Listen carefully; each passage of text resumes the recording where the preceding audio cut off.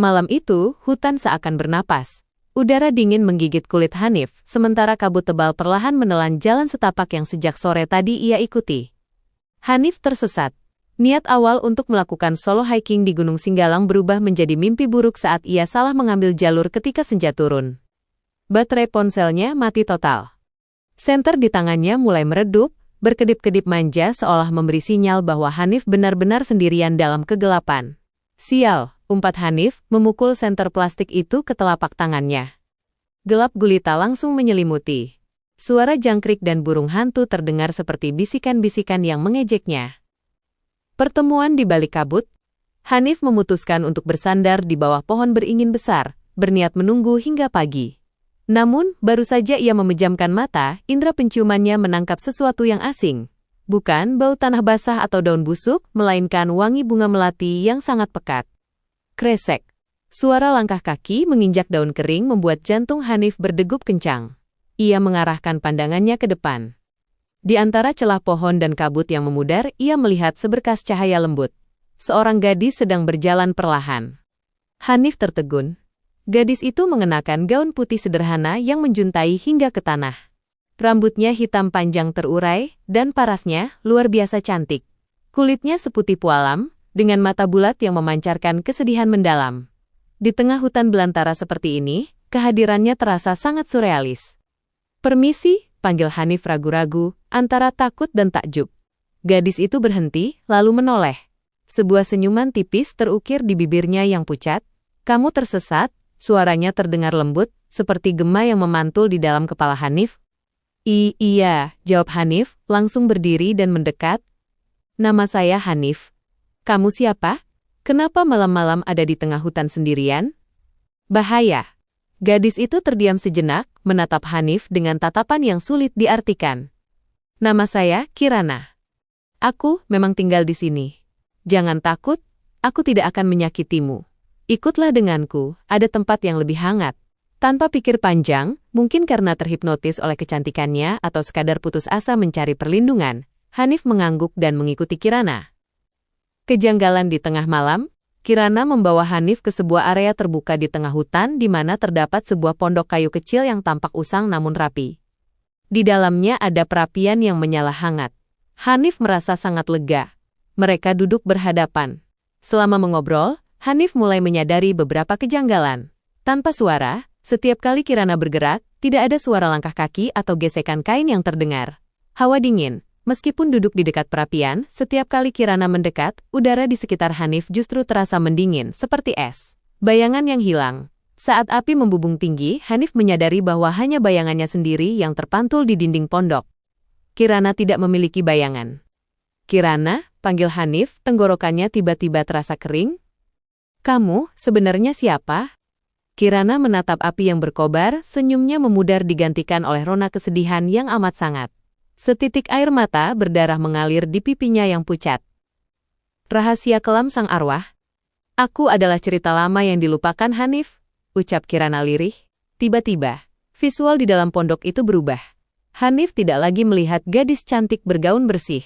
Wajah Kirana perlahan berubah memar, gaun putihnya dipenuhi noda darah yang mengering, dan di lehernya terdapat bekas jeratan tali yang menghitam.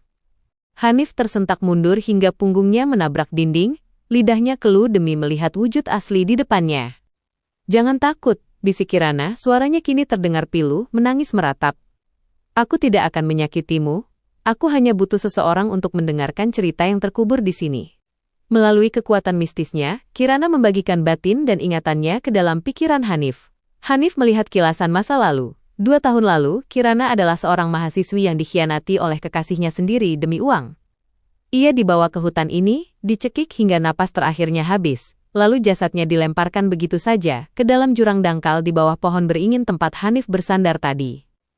"Mereka mengira aku hilang," kata arwah Kirana, kembali ke wujud cantiknya yang semula, namun matanya tetap menyiratkan luka.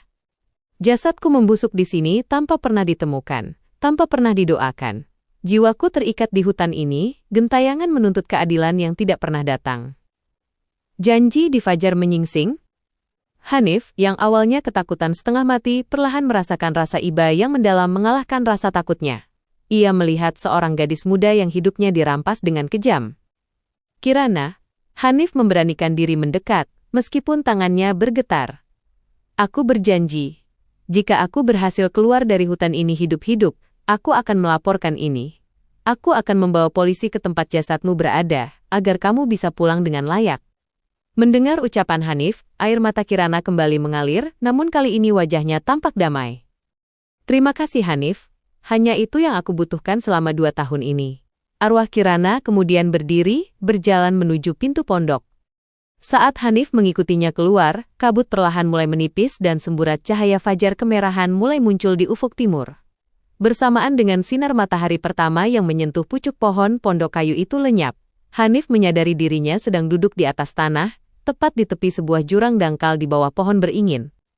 Di sampingnya, secercah cahaya berbentuk siluet Kirana melambaikan tangan sebelum akhirnya menghilang sepenuhnya ditiup angin pagi.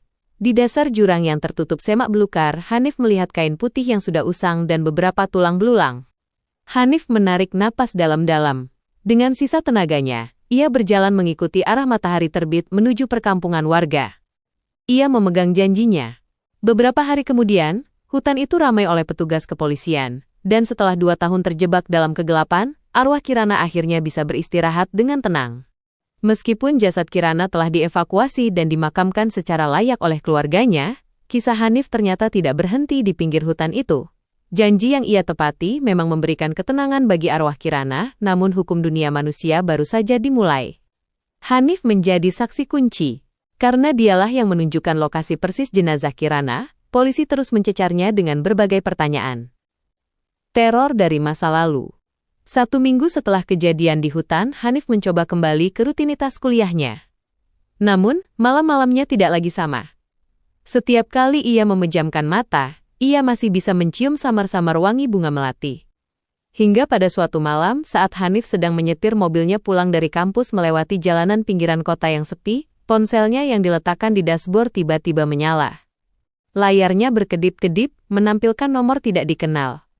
Hanif mengangkatnya, menggunakan speakerphone. "Hello?" Tidak ada suara di seberang sana. Hanya suara desis angin yang aneh, mirip dengan suara angin malam di hutan tempat ia tersesat. Kemudian, sebuah suara berat dan serak berbisik, "Asteris, kamu seharusnya membiarkan gadis itu membusuk Hanif. Sekarang, kamu yang akan menyusulnya." KLIK? Telepon mati. Bulu kuduk Hanif meremajang. Ia segera menyadari bahwa pelaku pembunuhan Kirana, mantan kekasihnya yang kejam itu, kini tahu siapa orang yang telah membongkar kejahatannya yang rapi selama 2 tahun. Jebakan di kamar kos? Ketakutan Hanif terbukti. 2 hari kemudian, polisi mengumumkan identitas pelaku utama bernama Rendra A yang saat ini berstatus buron. Rendra tahu posisinya terancam, dan dia tidak akan pergi sebelum membungkam mulut Hanif untuk selamanya. Malam itu hujan deras mengguyur kota. Hanif yang merasa tidak aman di dalam kamar kosnya memutuskan untuk mengunci semua pintu dan jendela. Saat ia berbalik hendak mengambil air minum di dapur kecilnya, lampu kos tiba-tiba padam. Pet. Suasana menjadi gelap gulita, mirip seperti malam di hutan Singgalang. Kresek.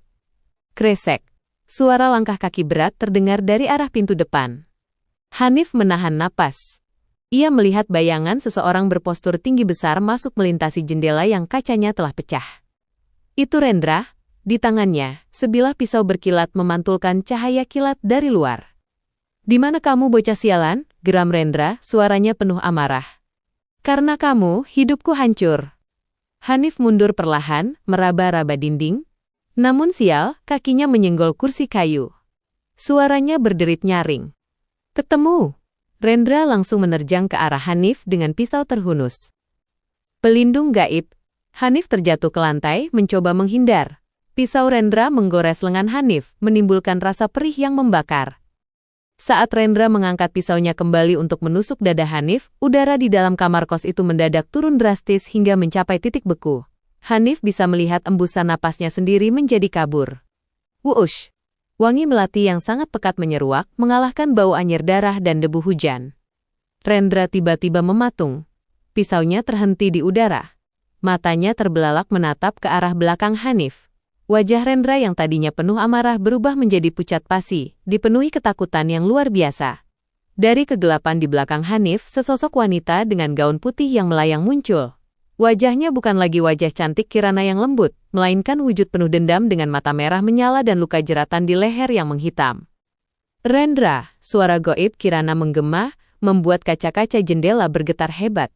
Kamu pikir kamu bisa lari dariku? Kamu pikir bisa menyakiti orang yang menolongku? Rendra menjerit histeris. Ia melempar pisaunya dan mencoba berlari mundur, namun kekuatan tak kasat mata mencengkeram lehernya, mengangkat tubuhnya hingga melayang beberapa senti dari lantai. Rendra megap-megap, seolah merasakan kembali apa yang dirasakan Kirana saat ia mencekiknya 2 tahun lalu. Kirana, ampun maafkan aku, ratap Rendra di sela-sela napasnya yang habis. Ketenangan yang sebenarnya. Hanif yang menyaksikan hal itu berteriak, Kirana, cukup, jangan kotori tanganmu lagi, biarkan hukum yang menghukumnya. Arwah Kirana menoleh ke arah Hanif. Perlahan, tatapan matanya yang merah mereda, kembali menjadi sepasang mata bulat yang cantik dan teduh. Ia melepaskan cengkeramannya, membuat Rendra jatuh berdebam ke lantai, pingsan karena ketakutan dan kekurangan oksigen. Bersamaan dengan itu, suara sirine polisi terdengar meraung-raung di depan kos Hanif. Rupanya tetangga kos sempat menelpon polisi saat mendengar kaca pecah. Sebelum menghilang untuk selamanya, arwah Kirana mendekati Hanif yang masih terduduk di lantai. Ia memberikan sebuah senyuman paling tulus yang pernah Hanif lihat. Tatapannya seolah mengatakan, terima kasih, sekarang aku benar-benar bebas. Sosok cantik itu perlahan memudar menjadi partikel cahaya dan menghilang bersama angin malam yang masuk lewat jendela yang rusak. Rendra akhirnya ditangkap malam itu juga tanpa perlawanan dan dijatuhi hukuman seumur hidup. Bagi Hanif, trauma tersesat di hutan itu kini berubah menjadi sebuah pengingat bahwa di dunia ini, terkadang manusia hidup jauh lebih menakutkan daripada arwah yang gentayangan, dan kebaikan, sekecil apapun, pasti akan menemukan jalannya untuk berbalas.